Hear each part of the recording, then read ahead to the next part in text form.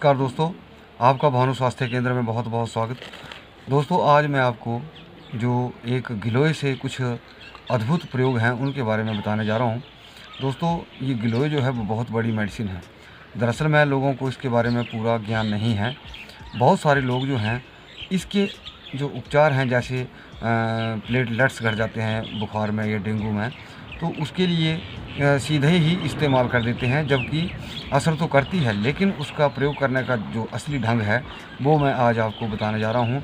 लेकिन आगे बढ़ने से पहले मेरे सभी माताओं बहनों भाइयों से निवेदन रहेगा कि इस वीडियो को ज़्यादा से ज़्यादा लाइक करें, ज़्यादा से ज़्यादा शेयर करें और हमारा चैनल भी ज़रूर सब्सक्राइब करें।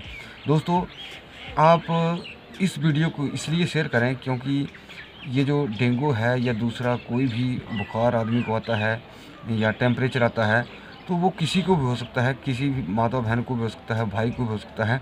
ये ऐसी बीमारी है कि हर किसी को हो सकती है।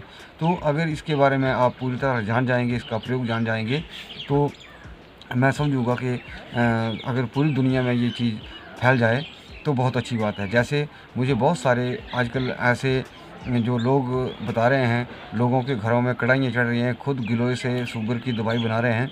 मुझे बड़ी खुशी होती है इस चीज़ की। और दोस्तों, मैंने आपको अगर पता होगा, जो लगातार वीडियो देखते हैं, तो सभी को पता है कि मैं इसके जो दवाई बनाने का तरीका है वो मैंने बताया है।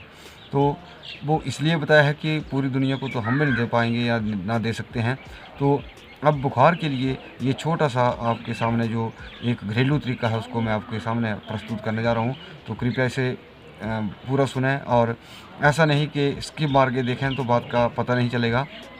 तो मान लिया आपके पास 4 या 6 अंगुल का गिलोय का टुकड़ा है, उसको आपने अच्छी तरह कूट लेना है, और कूटने के बाद उसको आपने खूब सारा बॉईल करना है। और बॉईल करने के बाद जैसे ही वो उबलेगा, उसमें आप 2-3 चुटकी आपने सौंठ के पाउडर की डाल देनी है, और उसका काढ़ा बना करके आप उसको छान लें। और जैसा भी बुखार होगा वो इसमें इसमें आप पिपली भी डाल सकते हैं। ये पंसारी की दुकान से आपको चीज़ें मिल सकती हैं, 2 चीज़ें। गिलोय तो आपके आसपास घरों में भी हो सकती है। तो किसी मान लिया कहीं किसी के घर में या आसपास गिलोय उपलब्ध नहीं है, तो वो सूखी गिलोय का भी प्रयोग कर सकते हैं, यानी कि सूखी गिलोय को भी बॉयल कर सकते हैं इसके लिए, तभी असर करेगा। तो ये बुखार जो तोड़ने के लिए एक रामबाण नुस्खा है। और दूसरा नुस्खा मैं बता रहा हूँ गिलोय से ही, जो किसी भी प्रकार की बुखार भी बहुत आयुर्वेद में बहुत किस्में दी हैं, और बुखार का तो इतना ज़्यादा बखान किया गया है, यानी कि ज्वरों का, यानी कि टेम्परेचर का, ये इसकी बहुत प्रकार होती हैं। तो अगर उन प्रकारों के ऊपर चलें तो बहुत लंबी बात चली जाएगी। लेकिन जो एक और जो सभी प्रकार के ज्वरों को नाश करने वाला है, वो मैं आपको तरीका बताने जा रहा हूँ गिलोय से वो दवाई कैसे बनती है। 4-6 अंगुल आपने गिलोय का टुकड़ा लेकर के, हरी गिलोय मिल जाए बहुत अच्छा है, उसको कूट करके, और उसमें आपने क्या करना है, जैसे नीम की छाल 1-2 ग्राम डाल ली, और उसमें धनिया डाल लिया 2-3 ग्राम, और साथ में डालना है लाल चंदन, जिसको रक्त चंदन भी बोलते हैं।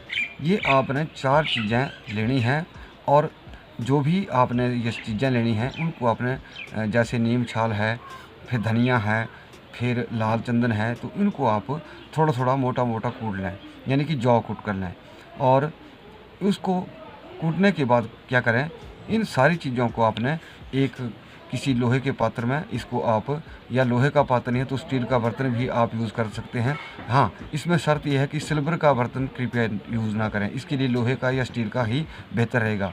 तो इन सारी चीज़ों को आप बॉयल करके अच्छी तरह, इसको बॉयल करने के बाद जैसे वो उस 10-15 मिनट बिल्कुल खौल जाएगा, उबल जाएगा अच्छी तरह, तो आप उसको क्या करें, बाद में उस पानी को छान लें, और थोड़ा सा जैसे पीने लायक हो जाए, ठंडा हो जाए, यानी कि गुनगुना जैसा हो जाए, तो आप इसे 2 टाइम पी सकते हैं, या 2 टाइम नहीं पीना है। तो ये जो अभी मैंने नुस्खा कहा, इससे क्या क्या होता है, जैसे बुखार में कई लोगों को जी मचलता है, यानी कि उल्टी को मन करता है कि उल्टी हो जाएगी, भूख कम लगती है। तीसरा, जिन आदमियों को बुखार में, जैसे बुखार है, प्यास बहुत लगती है, लेकिन प्यास लगती तो है, पानी पिया जाएगा, लेकिन होता क्या है, फिर वोमिटिंग आ जाती है, उल्टी यानी कि जी मचलता है, थोड़ी हृदय में बेचैनी हो जाती है। तो कुछ ऐसे बुखार भी होते हैं, जैसे मान लिया कोई दवाई खा रहा है और कुछ ऐसा पानी पी रहा है, तो जैसे ही पानी पिएगा तो एकदम से वॉमिटिंग करने को मन करेगा। तो ये जो अभी मैंने लाल चंदन वाला और ये नुस्खा बताया मैंने, ये इन यानी कि किसी भी बुखार के लिए, यानी कि आयुर्वेद में कहा गया है कि सभी बुखारों में ये एक रामबाण नुस्खा है और सभी बुखारों को तोड़ने में सक्षम है। हाँ, ये लास्ट वाला नुस्खा जो है वो मैं आपको फिर से बता देता हूँ। 4-6 अंगुल आपने कच्ची हरी गिलोय मिल जाए, बहुत अच्छी बात है। और 2 या 3 ग्राम आप 2 ग्राम बहुत है नीम की छाल, 2 ग्राम आप धनिया ले लीजिए और 2 ग्राम आप रक्त चंदन, जिसको लाल चंदन भी बोलते हैं।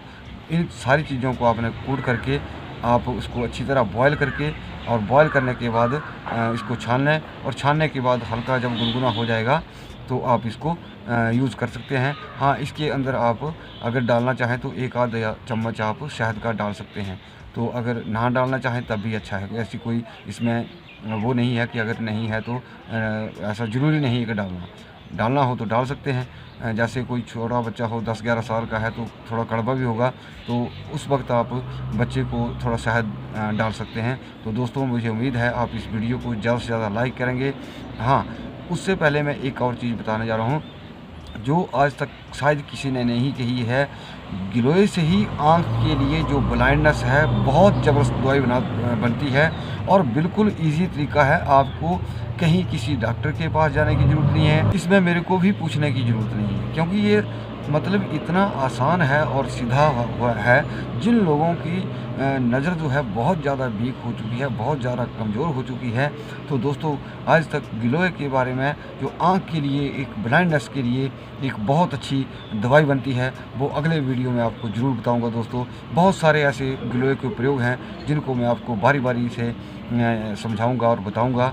तो उम्मीद करता हूं दोस्तों कि ये हमारा वीडियो आप ज़रूर ज़्यादा से ज़्यादा लाइक करेंगे और ज़्यादा से ज़्यादा शेयर भी करेंगे और हमारा चैनल ज़रूर सब्सक्राइब करेंगे। हमारा ये वीडियो देखने के लिए दोस्तों आपका बहुत बहुत धन्यवाद। नमस्कार।